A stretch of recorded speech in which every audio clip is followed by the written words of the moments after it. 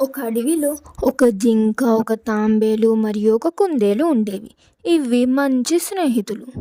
ఒకరోజు వీరికి ఒక చెట్టు కనిపించింది. ఆ చెట్టు వీళ్ళతో చెప్పింది ఏమిటంటే, మీరు ఏదైనా కోరికను కోరుకోండి, నేను ఆ కోరికను తీరుస్తాను అని చెప్పింది ఆ చెట్టు. అది విని జింక, కుందేలు, తాంబేలు చెరో ఒక కోరికలను కోరుకున్నారు. జింకనేమో నేను వేగంగా పరిగెత్తాలి అని కోరుకుంది. కుందేలు నా కంటి చూపు చాలా చురుకుగా పనిచేయాలి అని చెప్పింది. తాంబేలు నాకు జ్ఞానాన్ని ఇవ్వండి అని ఆ చెట్టుని అడిగింది. ఇలా చెరో ఒక్కరు ఒక్కొక్క కోరికలను కోరుకున్నారు. చెట్టు వీరు కోరుకున్న విధంగానే వారి కోరికలను తీర్చింది.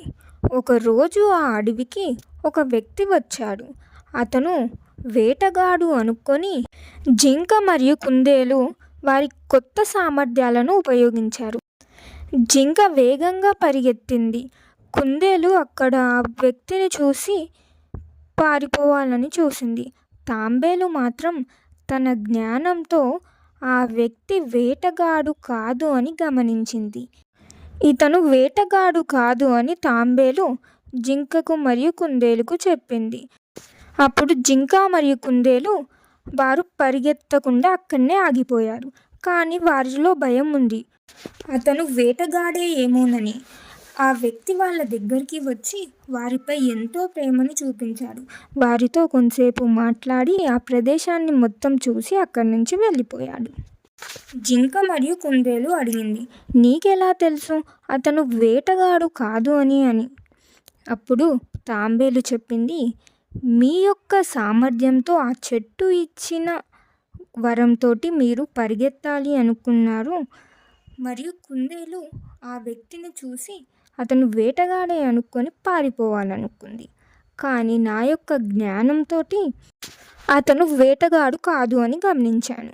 ఎలా అంటే, వేటగాడు అయితే చేతిలో సంచి మరియు తన చేతిలో తుపాకులు వంటివి ఉంటాయి. అది నా జ్ఞానంతో తెలుసుకొని ఆ వ్యక్తి వేటగాడు కాదు అని గమనించాను అని చెప్తుంది తాంబేలు. ఆ మాటలు విని జింక మరియు కుందేలు అనుకుంటాయి, అన్నిటికంటే కూడా జ్ఞానం చాలా గొప్పది.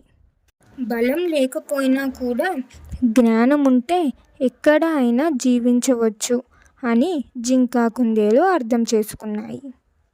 ఈ కథ ద్వారా తెలుసుకోవాల్సిన నీతి ఏమిటంటే, జ్ఞానమే గొప్ప సంపద. జ్ఞానంతో మనం దేనినైనా సులభంగా పరిష్కరించవచ్చు.